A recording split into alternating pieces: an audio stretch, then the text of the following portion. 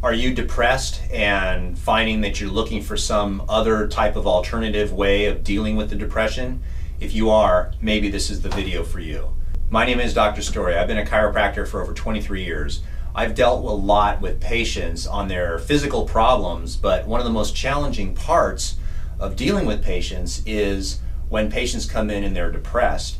And I've observed and dealt with people with this, and what I've found is a couple things that may be of interest to you to help you. The first is that very often when a patient comes in and they have clinical depression, we know that fixing their physical problems is going to be much more of a challenge than if they had an exact twin that did not have depression. So to try to think that you can separate the mind from the body is just silly and ridiculous.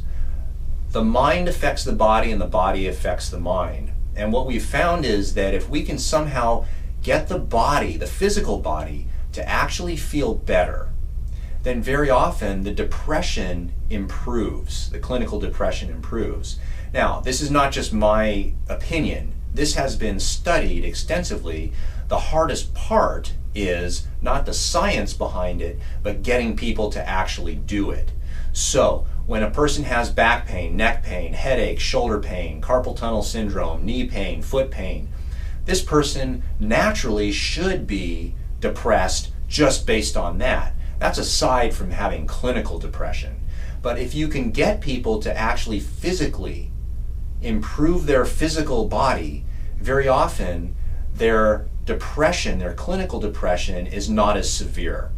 This is the reason why many patients will come in to see a chiropractor, because chiropractors are really the only one that actually physically touches patients. Now, there are other professions that do touch patients with their hands, but I think that most people would agree that the chiropractor is probably the most aggressive and the one that actually, quote unquote, gets stuff done rather than just rubbing areas and helping people along. When you've been to a chiropractor, there's no placebo. You know something has been done to your body. So changing the body's physiology and changing the body's anatomy actually sometimes will help with clinical depression.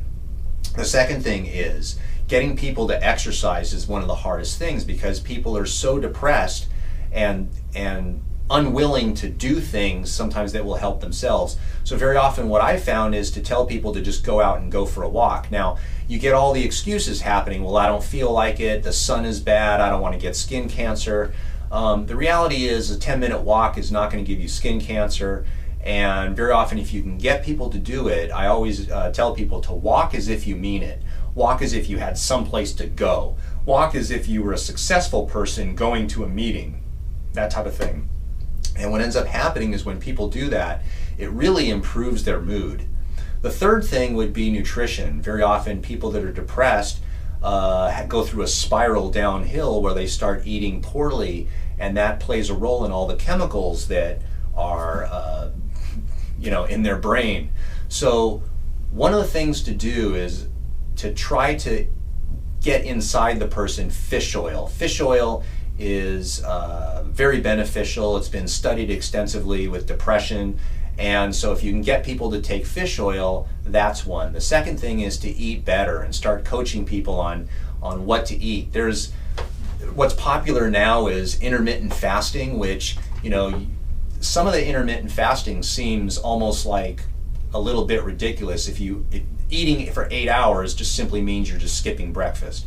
But when you only eat for a four-hour period, for most people that's difficult with depression. Now, if you disagree, then tell me in the comment section.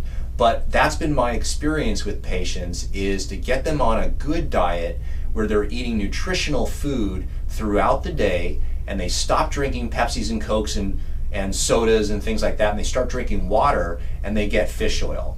So this has been my experience with dealing with patients and trying to help them in a natural way, rather than just saying, here's a drug or go to therapy and talk it out.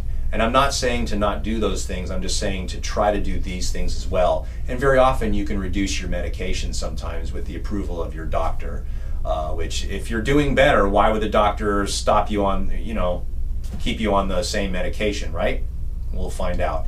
So if you like my videos, give me a thumbs up, hit the subscribe button, share this on social media like Facebook, Instagram, and Twitter, and I hope this helps you.